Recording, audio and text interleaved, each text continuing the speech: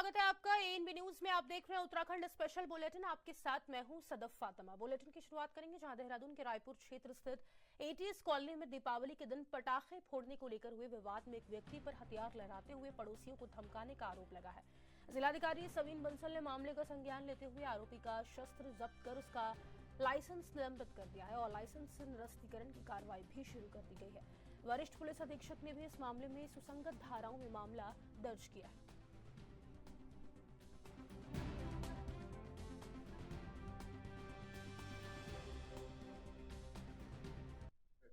उसको लेकर ले रहे हैं जो बंदूकें तमंचे वगैरह नहीं। अभी जैसे दिवाली के मौके पर उनका लाइसेंस निरस्त किया गया है। आगे इस तरह की प्रवृत्ति ना बढ़े, इसको लेकर कुछ स्ट्रिक्टली एक्शन। देखिए, पहले तो जो नए लाइसेंस इश्यूज हो रहे हैं उनका प्रिसाइज वे में परीक्षण किया जाता है। यदि जीवन भय है तो तभी लाइसेंस स्वीकृत किया जाता है। और सेकेंडली, यदि कोई वॉल्यूशन संज्ञान में होता है तो उसके ऊपर तत्काल एक्शन लिया जाता है। ये डेटरेंस एक्शन होना बहुत जरूरी है, बिकॉज ये कोई नीड नहीं है। मोस्ट ऑफ द केसेस में इट्स नॉट ना नीड बेस्ड सर्विस। इससे एक tendency of violating others privacy और अदर सेफ्टी बढ़ती है सोसाइटी में। तो इसको हमें डिस्करेज करना चाहिए और इट शुडंट बी यूज्ड और possessed as a symbol for a living. Uttarakhand के विकास में प्रवासियों की भागीदारी सुनिश्चित करने के उद्देश्य से राज्य सरकार प्रवासी उत्तराखंडी सम्मेलन आयोजित करने जा रही है। इसको लेकर सचिव विनोद कुमार सुमन ने जानकारी दी है। उन्होंने बताया कि उत्तराखंड मूल के लोग जो देश के विभिन्न भागों में रह रहे हैं, उनके लिए प्रवासी उत्तराखंडी सम्मेलन 5 नवंबर को देहरादून में प्रस्तावित है। इस दिन प्रवासी गणों से मुख्यमंत्री संवाद करेंगे। साथ ही कार्यक्रम में 2 सेशन रखे गए हैं, जिसमें उत्तराखंड में विकास की क्या संभावना है, कैसे राज्य को लाभ पहुंचाया जा सकता है, इन पर चर्चा होगी।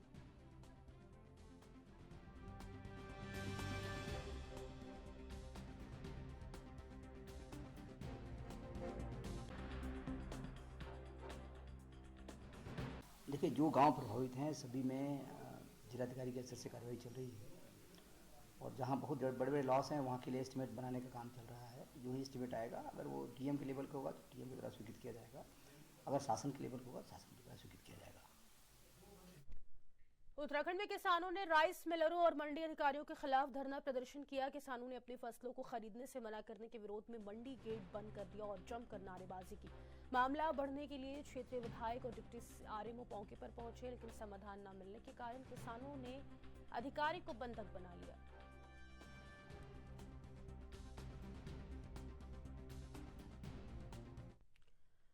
आगामी 9 नवंबर को देवभूमि उत्तराखंड राज्य स्थापना के 25 वर्ष रजत जयंती पूर्ण करने जा रहा है। इस उपलक्ष्य में प्रदेश में 1 नवंबर से 9 नवंबर तक रजत जयंती समारोह का आयोजन किया जाएगा, जिसमें प्रत्येक दिन अलग अलग विषय की थीम पर आधारित विविध कार्यक्रम आयोजित होंगे। उधर दूसरी ओर भाजपा अल्पसंख्यक मोर्चे के जिला महामंत्री ताजुद्दीन इदरसी ने कहा कि भारतीय जनता पार्टी की जब सरकार रही, उसने उत्तराखंड के विकास के लिए ऐतिहासिक काम किए हैं और इन्हीं कामों पर फिर बाद में जनता ने विश्वास की मोहर लगाई। पार्टी का उद्देश्य है, पार्टी बहुत अच्छे ढंग से इसको मनाएगी और हमारे उत्तराखंड को बने हुए 25 साल होने जा रहे हैं। इस 25 साल में जब भी भारतीय जनता पार्टी की सरकार रही है, प्रदेश का विकास हुआ है और इसी विकास को देखते हुए जो है पार्टी इसको मना रही है और आगे भी पार्टी जो है क्षेत्र का विकास करेगी। इसी के साथ भारत के लौह पुरुष कहे जाने वाले सरदार वल्लभ भाई पटेल की जयंती 31 अक्टूबर को मनाई जानी है। वहीं प्रदेश भाजपा के महामंत्री कुंदन परिहार ने बताया कि इस अवसर पर जनपद के सभी मुख्यालयों में भाजपा की युवा मोर्चा के कार्यकर्ताओं द्वारा रन फॉर यूनिटी के नाम से एक मैराथन का आयोजन किया जा रहा है। वहीं उन्होंने बताया कि सरदार वल्लभ भाई पटेल के देश के प्रति योगदान व जनता तक इन कार्यक्रमों के उद्देश्य को लेकर राज्य स्थापना दिवस के कार्यक्रमों के बाद यह साथ सभी विधानसभाओं में भी पदयात्रा के माध्यम से कार्यक्रम किया जाएगा।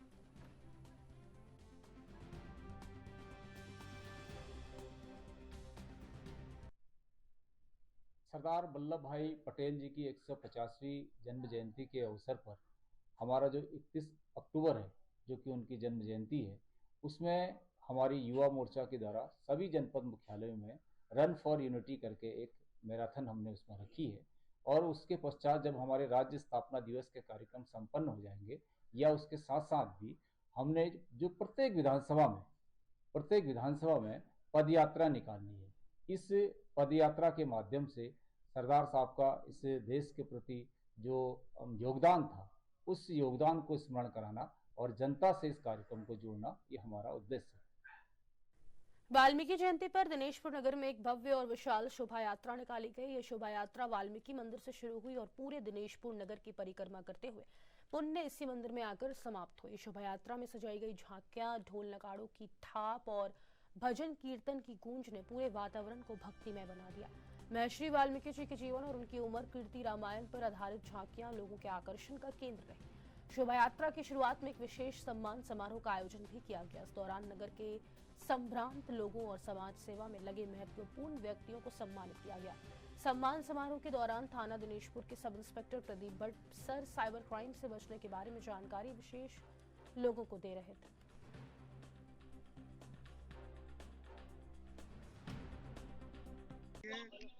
मैं अजय बन्नू, देवभूमि निकाय संयुक्त कर्मचारी संघ का प्रदेश अध्यक्ष, आपके चैनल को सबको धन्यवाद देना चाहता हूँ। आज जो दिनेशपुर में त्रिकालदर्शी भगवान वाल्मीकि जी की शोभा यात्रा का आयोजन किया गया है, जो कि मुख्य मार्गों से निकालकर और भगवान वाल्मीकि ब्रह्मालय पर समाप्त होगी। ये प्रोग्राम ऐतिहासिक प्रोग्राम है। हमेशा भगवान वाल्मीकि जी के मार्गदर्शन पर वाल्मीकि समाज चलता चला आया है। भगवान वाल्मीकि जी ने जो हमेशा रामायण के रूप में धर्म पे चलने का जो है रास्ता सनातन धर्म को दिखाया है, और ये सनातन धर्म के लिए सबसे बड़ा सौभाग्य है कि सभी लोग वाल्मीकि समाज के लोगों को जो है हमेशा प्रोत्साहित करते हैं। भगवान वाल्मीकि जी ने अपने उसमें कहा है कि सब लोग एक हैं, सभी लोग जो है मिशन जो है भगवान का लेके चलेंगे साथ में। एक रामायण ही एक ऐसी जगह है, रामायण एक ऐसी चीज है जिसमें भगवान वाल्मीकि जी ने परिवार को भी इस चीज का दर्शाया है कि पिता, पुत्र, माता, बहन, भाई, चाचा और बेटा। 7 मांगों को लेकर गढ़वाल में कमर्शियल वाहनों के हुए चक्का जाम के दौरान पर्वतीय मार्गों पर उत्तराखंड परिवहन निगम की बसों ने यात्रियों को राहत दी है। परिवहन निगम की ओर से उत्तरकाशी, टिहरी, चंबा, श्रीनगर, चमोली, कर्णप्रयाग, गुप्तकाशी, गोपेश्वर, घनसाली आदि शहरों के लिए अतिरिक्त बसों का संचालन किया गया। नियमित रूप से परिवहन निगम की 4 बसें गुप्तकाशी, गोपेश्वर, घनसाली और उत्तरकाशी के लिए भेजी जाती हैं। हड़ताल के दौरान इनके अलावा निगम की 10 बसें अतिरिक्त रूप से इन मार्गों पर यात्रियों को लेकर रवाना हुई। यात्रियों की बढ़ती संख्या को देखते हुए परिवहन निगम ने और बसें भी पर्वतीय मार्ग पर भेजने की जानकारी दी। ऋषिकेश डिपो के एजीएम नरेंद्र गौतम ने बताया कि पर्वतीय मार्गों पर कमर्शियल वाहनों के चक्का जाम को देखते हुए उत्तराखंड परिवहन निगम ने पहले से ही यात्रियों को राहत देने के लिए बसों का इंतजाम किया था।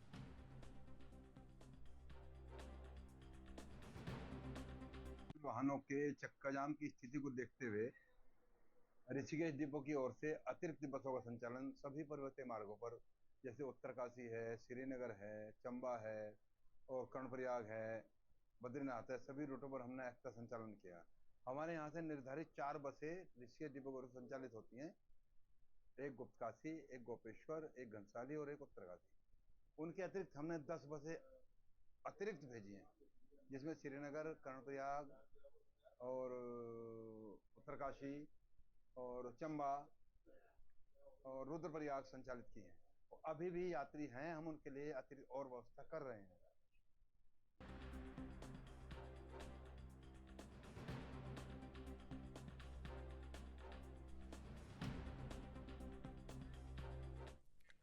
रुड़की के रामपुर गांव में हुए आस मोहम्मद हत्याकांड का पुलिस ने बड़ा खुलासा किया। प्रेम प्रसंग और शक ने इस पूरे मामले को खौफनाक अंजाम तक पहुंचा दिया।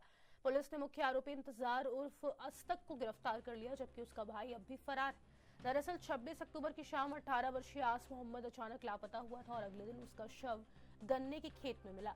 पुलिस जांच में खुलासा हुआ कि आरोपी इंतजार ने इंस्टाग्राम के जरिए आस मोहम्मद को मिलने के लिए बुलाया था।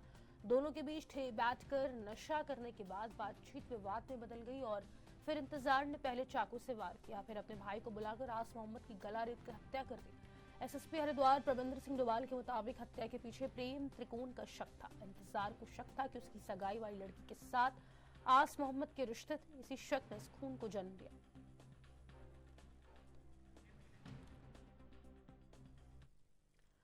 मुख्यमंत्री पुष्कर सिंह धामी आज बिहार में 2 महत्वपूर्ण चुनावी रैलियों को संबोधित कर चुके हैं। ये जनसभाएं मोतिहारी जिले के कल्याणपुर और हरिसिद्धि विधानसभा क्षेत्रों में आयोजित हुई।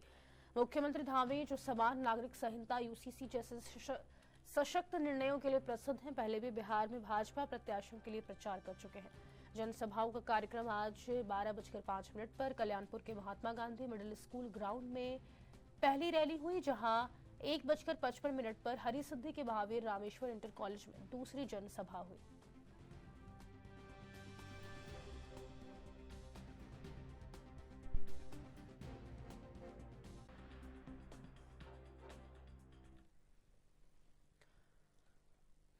राज्य स्थापना के 25 साल पूरे होने जा रहे हैं। ऐसे में कांग्रेस अध्यक्ष करण माहरा ने साफ कहा है कि 25 साल मिले जुले रहे। जब कांग्रेस की सरकारों में विकास के काम हुए, उद्योग लगे, सड़कें बनी, वही अब खनन माफिया हावी है। लगातार कई आरोप लग रहे हैं, पेपर लीक हो रहा है, जो कई सवाल खड़े कर रहा है।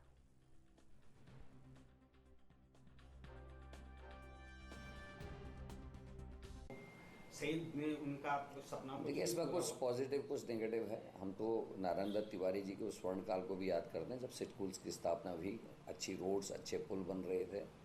उसके बाद कांग्रेस की दूसरी सरकार ने आपदा के बावजूद भी केदारनाथ को व्यवस्थित करने का काम किया। दूध में जो है प्रोत्साहन राशि रखी गई। उसके अलावा मेरे गांव मेरी सड़क, मेरा वृक्ष मेरा मित्र जैसी महत्वपूर्ण योजनाएं रखी गई और पलायन को रोकने के लिए भी अनेकों उपाय किए गए। लेकिन बाकी देखें तो आज खनन माफिया हावी है, लैंड माफिया हावी है। बेटियों का स्थिति ये हो गई कि आज 9 हिमालय राज्यों में आज हम पहले स्थान पर हैं महिला अपराध पे। उसके अलावा एनसीआरबी की जो रिपोर्ट आई वो बड़ी खतरनाक आई कि प्रत्येक दिन उत्तराखंड में 3 बच्चों का अपहरण या वो गायब हो रहे हैं। ये बहुत ख़राब बात है। किसानों की स्थिति बहुत जर्जर है और 2 भर्ती घोटाले इस राज्य ने देखे हैं, 2022 और 2025, और उसमें बीजेपी के लोग मुख्य आरोपी के रूप में सामने आए हैं। तो ये बड़े गंभीर स्थितियां हैं और राज्य पचवादून में चोरी की वारदात थमने का नाम नहीं ले रही है। जहां चोर घर, दुकान और मंदिर तक निशाना बना रहे थे, वहीं अब चोरों के हौसले इस कदर बुलंद हैं कि अब उन्होंने सरकारी कार्यालयों को भी निशाना बनाना शुरू कर दिया।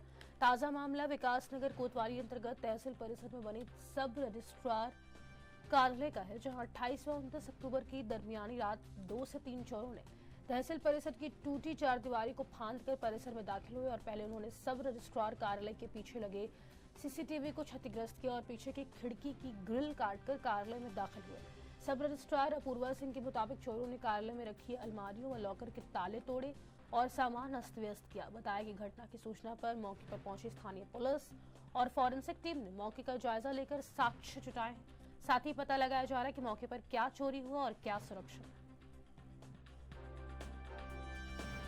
ऑफिस विकासनगर जो कि तहसील कंपाउंड में है, 28 तारीख की रात को और 29 की अर्ली मॉर्निंग यहाँ पे चोरी का प्रयास किया गया है। वो पीछे दीवार है, वहाँ पे अभी आप लोग देख रहे होंगे, वो दीवार तोड़ के और खिड़कियां तोड़ के अंदर प्रवेश किया गया है। अब 2 से 3 लोग हैं, बाकी हम लोग देख रहे हैं, फोरेंसिक टीम भी आ चुकी है। डॉक्यूमेंट्स वगैरह हम चेक कर रहे हैं और पूरा जब मैटर सॉल्व होगा तब हम बताते हैं कि क्या है क्या नहीं।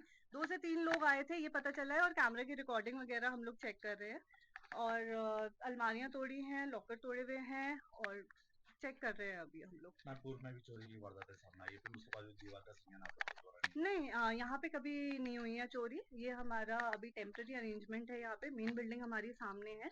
कोई पूर्व में यहाँ पे चोरी का प्रयास भी नहीं किया गया है, कभी कोई वारदात भी नहीं हुई। ये पहली बार है ये घटना हुई। मैम कुछ कैश भी गया? नहीं, कैश हमारा। छोटे से ब्रेक के लिए रुक रहे हैं, फौरन लौटेंगे। आप बने रहे एएनबी न्यूज के साथ।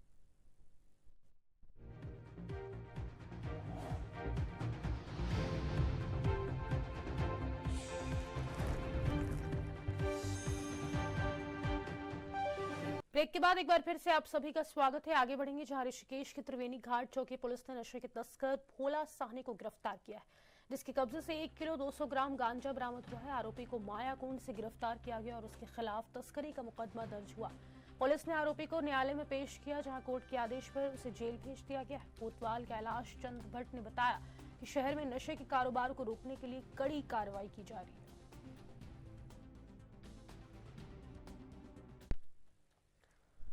उत्तराखंड राज्य के निर्माण की रजत जयंती 9 नवंबर को मनाई जाएगी और इस बार राज्य के 25 वर्षों का उत्सव होगा। कांग्रेस का मानना है कि प्रदेश के निर्माण और विकास में उसकी महत्वपूर्ण भूमिका रही। इस अवसर पर कांग्रेस ने तय किया है कि रजत जयंती समारोह पूरे एक पखवाड़े तक 1 नवंबर से 15 नवंबर तक मनाया जाएगा। प्रदेश अध्यक्ष करण माहरा के नेतृत्व में इस कार्यक्रम की शुरुआत होगी, जिसमें शहीद स्थल पर श्रद्धांजलि अर्पित की जाएगी।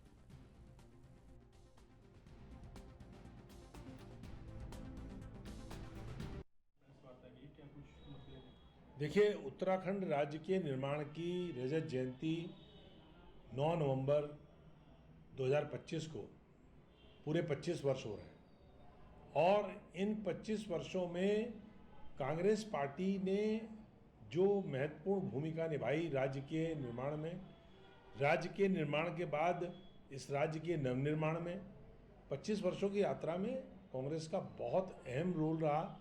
इसलिए कांग्रेस ने तय किया है कि हम राज्य में इस रजत जयंती समारोह को पूरा एक पखवाड़ा 1 नवंबर से 15 नवंबर तक मनाएंगे।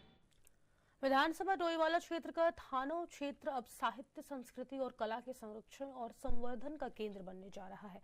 3 नवंबर को कर्नाटक के राज्यपाल थावरचंद गहलोत द्वारा स्पर्श हिमालय महोत्सव 2025 का भव्य उद्घाटन होगा। महोत्सव में 60 से अधिक देशों के साहित्यकार भाग लेंगे। पूर्व मुख्यमंत्री डॉक्टर रमेश पोखरियाल निशंक के अनुसार लेखक गांव का उद्देश्य साहित्य और कला को प्रोत्साहित करना है और यहां 1 लाख से अधिक पुस्तकें पढ़ने के लिए उपलब्ध होंगी।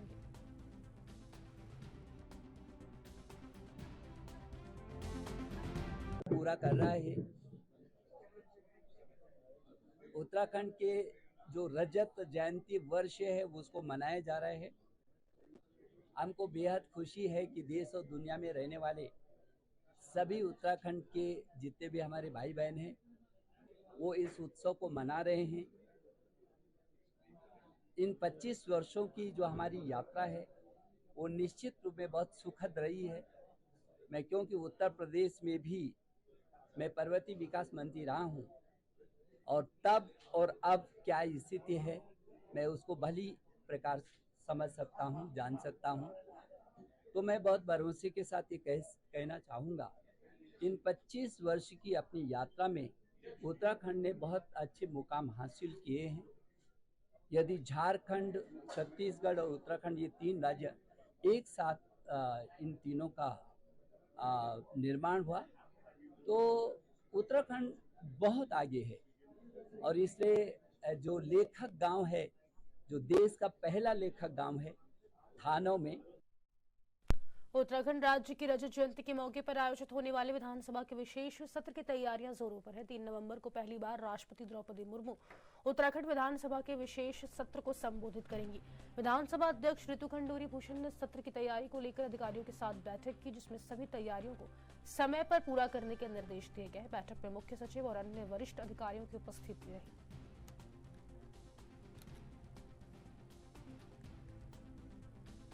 हाँ, आप सभी जानते हैं कि हमारे माननीय राष्ट्रपति महोदय पहुंचने वाले हैं 3 तारीख को विधानसभा सत्र को एड्रेस करने के लिए और हमारे लिए बहुत ही गौरवपूर्ण मौका है। 25 साल उत्तराखंड को हो रहे हैं, 25 साल हमने तय किए हैं, विकास की यात्रा तय की है और मुझे इस बात की अत्यंत प्रसन्नता है कि आदरणीय हमारी राष्ट्रपति महोदय उस दिन हमारे साथ होंगे विधानसभा में और हमको सबको एड्रेस करेंगे। देखिए, ऐसा है कि विशेष सत्र है और इसमें 25 साल की हमारी जो विकास यात्रा उत्तराखंड की रही है उस पर चर्चा होगी। हर सेक्टर पे, चाहे वो कृषि हो, इंफ्रास्ट्रक्चर हो, स्वास्थ्य हो, शिक्षा हो, सिल्वर जुबली सेलिब्रेट कर रहे हैं और ये उत्तराखंड के लिए एक सौभाग्य का विषय भी है कि माननीय राष्ट्रपति महोदय आ रही हैं इसी दौरान और विधानसभा को संबोधित भी करेंगी, तो उसी की अभी उत्तराखंड राज्य के गठन के 25 साल पूरे होने पर रजत जयंती समारोह की तैयारियां जोरों पर है। शासन और प्रशासन ने विभिन्न कार्यक्रमों की रूपरेखा तैयार की है। प्रदेश की लोक कला और सांस्कृतिक विभाग ने 1 नवंबर से 9 नवंबर तक हिमालयी राज्यों के सांस्कृतिक समागमों के तहत कई कार्यक्रम आयोजित करने की योजना बनाई है। राज्य लोक पर्व विकास भी 1 नवंबर को मनाया जाएगा, जिसमें मुख्यमंत्री आवास पर विशेष कार्यक्रम होंगे।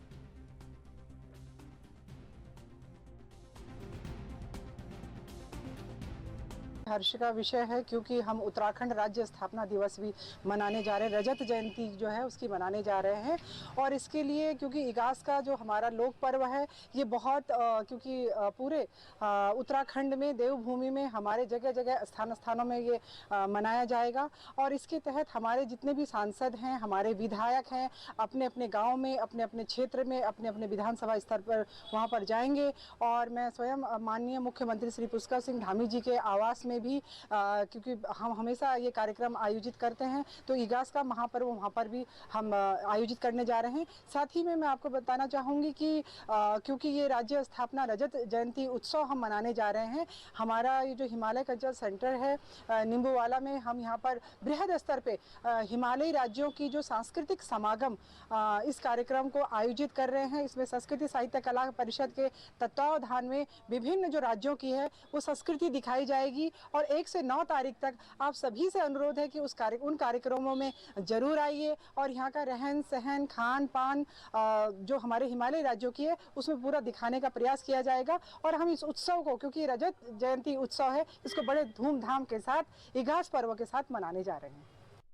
ग्वालदम कर्णप्रयाग राष्ट्रीय राजमार्ग पर आई भयावह आपदा ने दर्जनों स्लाइडिंग जोन को डेंजर जोन बना दिया है, जो कभी भी किसी दुर्घटना का कारण बन सकते हैं। थराली विकासखंड के ब्लॉक प्रमुख प्रवीण पुरोहित ने डेंजर स्लाइड जोन का स्थायी समाधान करने की मांग की है, ताकि आमजन को सुरक्षित आवाजाही मिल सके। उन्होंने इन क्षेत्रों में प्राथमिकता से स्थायी ट्रीटमेंट की आवश्यकता पर जोर दिया।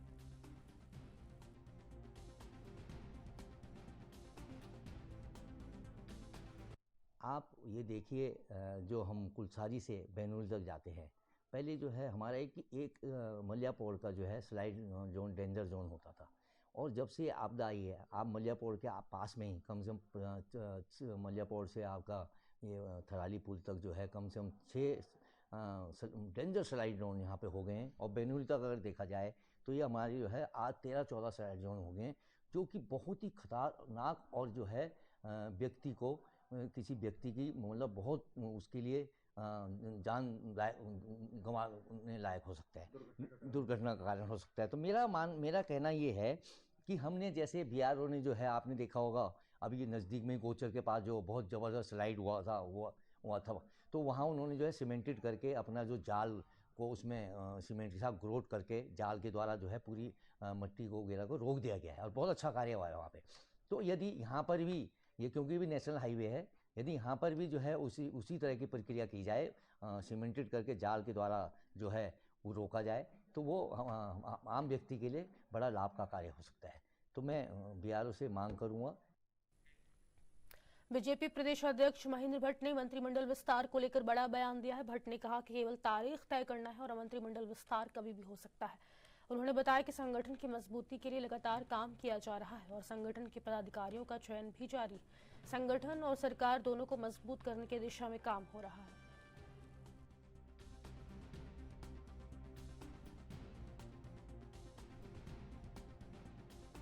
मुख्यमंत्री जी ने इस वक्त संकेत दिया, बहुत जल्दी उसकी तिथि आएगी, उसके बहुत दिन लगने वाले नहीं है। एक दिन में शपथ नहीं, कोई भी तिथि किसी भी दिन आ सकती है।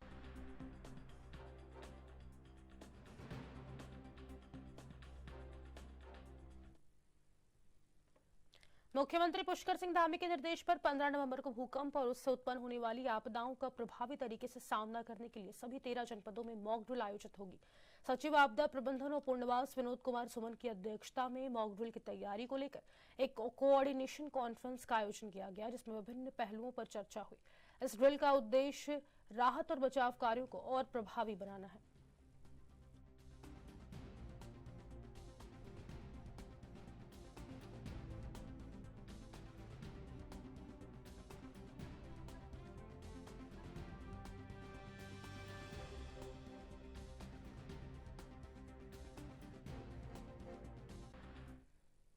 फिलहाल के लिए इस बुलेटिन में बस इतना ही। मुझे दीजिएगा इजाजत। नमस्कार।